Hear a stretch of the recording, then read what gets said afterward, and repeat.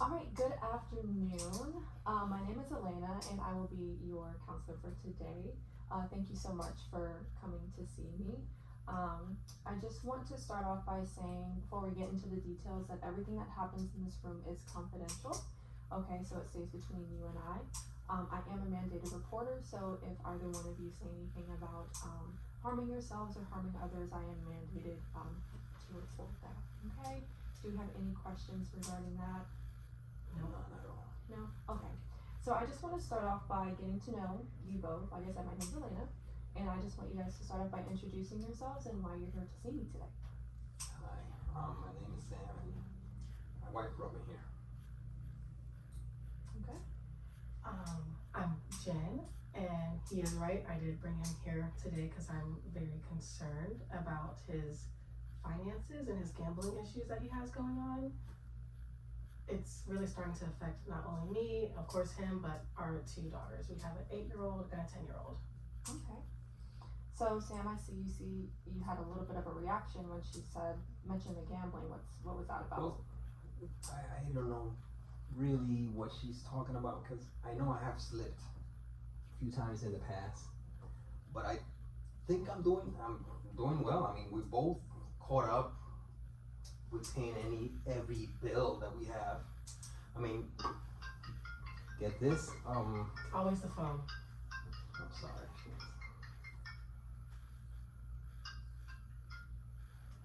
Anyway, we're caught up with bills. Okay. Never mind the phone. It was my coworker. Yes, I do agree. Sometimes she works a little harder than I do because I like to have a little bit of fun, Okay. and she's still holding on to the gambling thing, and that does bother me a little bit.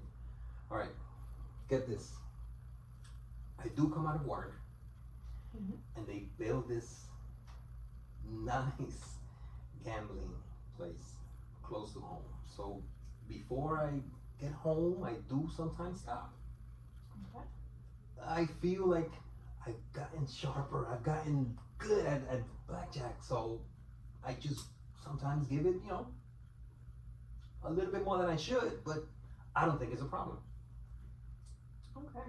And so you say that there's a new facility for gambling close to where you reside, correct? Yes. Am I hearing that correctly? And when you say you go sometimes, how often would you kind of classify sometimes? Can you elaborate on that for me? Well, if you ask her, she'll say I'm there all the time. Yes, every day, basically. Every day. You can say every day, but it's not a long time. Okay. I come home and I eat dinner with you guys. But that's not enough though, because I have to pick up the kids from school. I work myself, so I get off of work, pick up the kids, take them to extracurriculars. They're in soccer right now. What now? The thing is that when we first got together, remember we said we're gonna look out for each other. We're gonna look out for the family, and I think you picking up the kids, you working, sometimes picking up an extra shift, it's looking out for the family. Yeah, but not when I'm alone. Okay. So what I'm hearing is there's a little bit of stressors around the gambling, right? And you seem like the gambling isn't too much because you are there every day, but not as long. Not too long. Am I hearing that correctly? I don't think I spend a lot of time there. Okay. And you feel like he's not at home enough to help you with the kiddos. He's not present. So from that, what I'm hearing, Sam, is that we need to kind of work on the reasoning as to why you're here, because it looks like there's a little bit of diminishing going on and probably not understanding, the dynamic that is causing between your wife and your kids. And so we're gonna look into that if that's something that you're willing to go into. Well, yes, because I do love my family. So whatever I have to do, if I have to listen to you, get some advice from you, I'll give it a shot.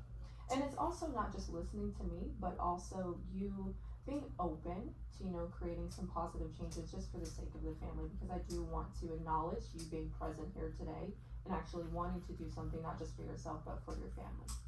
Okay? Yes. So Appreciate that.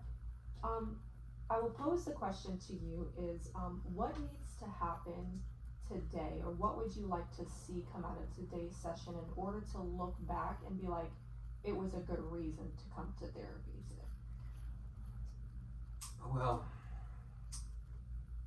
if you could, I do see how she's been hurt by, I guess, my actions. Maybe I didn't notice that I was there a little longer than I should have. And I do not, the one thing I don't want to do is neglect my children. Right. And if this is holding me back and I do need the help, please, by all means, just whatever I need to do, I'll do. Absolutely, and I feel like that's very good. And I also want to acknowledge the selflessness that comes out of you being here and being here for, like, again, like I said, for your kids and for your family as a whole. So what I want to take a look into, based on what I'm hearing, I think we should take a look into what's called solution-focused therapy. Have you, either one of you, heard about what that is? Oh, okay. So it's very self-explanatory just by the name. There's a few components. We're gonna focus more on future aspects. So we're gonna take a look at the solutions rather than the problem itself, because we've already identified it, or your wife has identified it as being the gambling and not being present at home, and you have acknowledged that you're here because you want to kind of help guide the family through that. Okay, so we're gonna look at your strengths. I do want to say that you are the expert of your lives. Okay, you guys know once you leave here today, you know what goes on behind closed doors. You know when you're gambling, when you're not, and things like that. But we also want to highlight what life looks like when you're not gambling compared to when you are. So again, it's just shifting your focus over to a more positive approach to create more positive changes. Is that something that you're willing to do? Yes, of course. Awesome. And again, throughout this process, we will acknowledge that small steps are equivalent to big changes. It doesn't matter how small the step is, as long as you're willing to engage and acknowledge what's going on, we can have some positive outcome. Okay? Alright. So the first thing I want to do is making some goals for the gambling. So I know you say, are you looking to, and I'll pose this question to you, what would you like to see? Would you like to see less gambling, no gambling? It's just some effort. What would you like to see? I think we could start off with not as much gambling for now. Okay. As long as I feel like he's in control of his urges to overspend, I think that's something I can meet him in the middle with. Okay. And Sam, what's your reaction to that? How do you feel about that?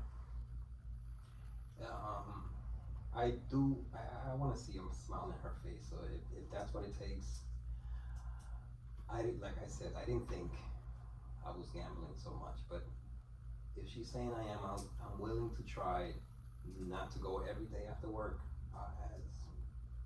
as much as I can. Yeah. Okay. So with that, can you think of a time to before you got into the gambling? Think of what life looked like. What did your life look like before you started gambling compared to where it is now? And this can be your relationship. It could be what your finances look like then compared to now. What did your life look like before the gambling? Well, there were some days where I was able to come out early from work and pick up the girls, and I loved it when I picked them up and they had a big smile in their face. Okay. And it was, maybe I should start doing that again. Okay. I appreciate your, openness to doing that. That's, again, small step leads to big changes. So just want to focus on that. I also remember when I was there, I used to come home, I was able to cook and see her with a big smile when she got home. So maybe, I don't know, maybe. I would like to rest a little bit, unwind. Okay.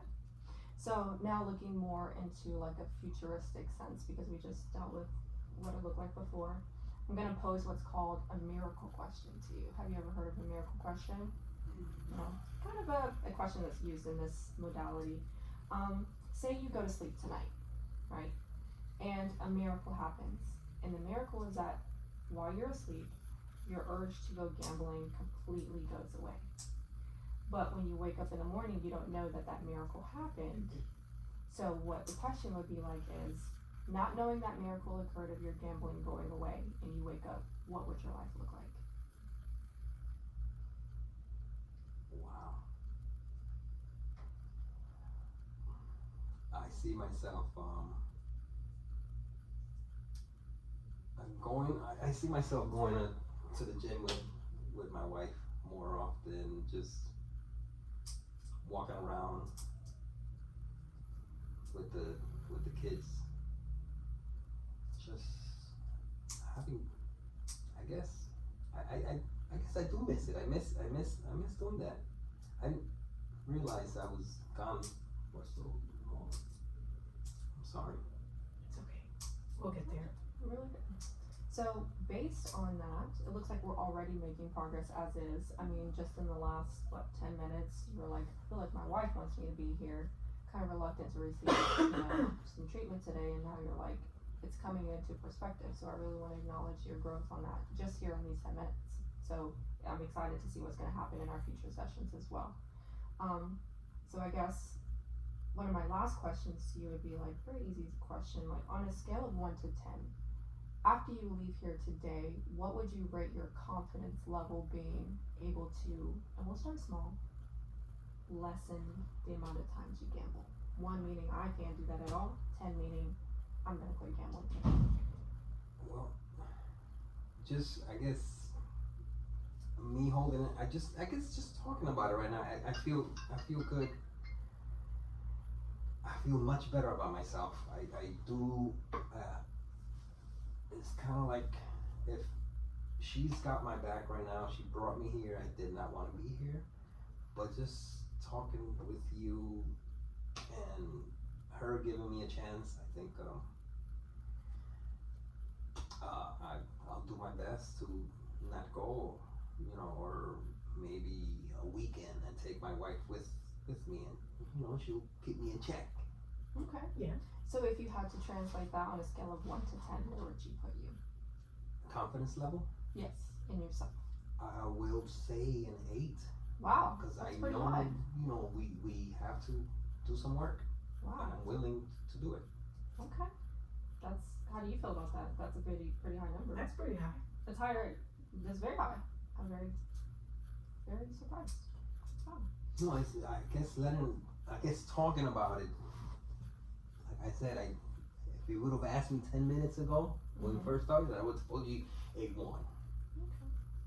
Gotcha. Nice. Great. Awesome. So I guess we're gonna wrap up the session now. But before you go, I wanted to see if you guys had any questions for me about anything we discussed, anything you wanted me to go back over. I think I'm pretty happy. I feel pretty good. I feel pretty good. Is it okay? Because I'm only human. Is it okay we can make another appointment? Yes, absolutely. So one of the things about this is that,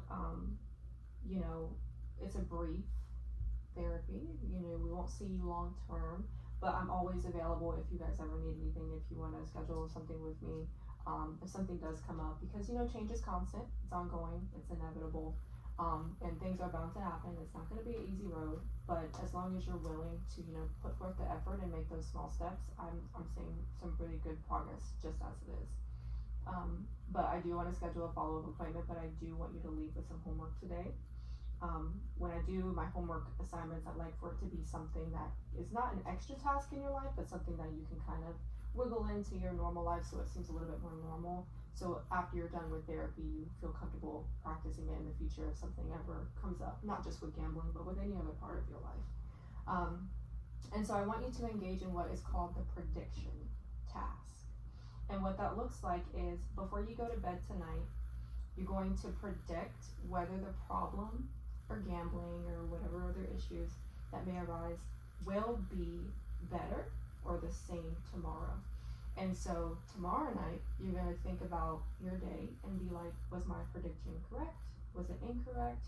And see why it was, what happened during the day to make it, either way. Does that kind of make sense for you?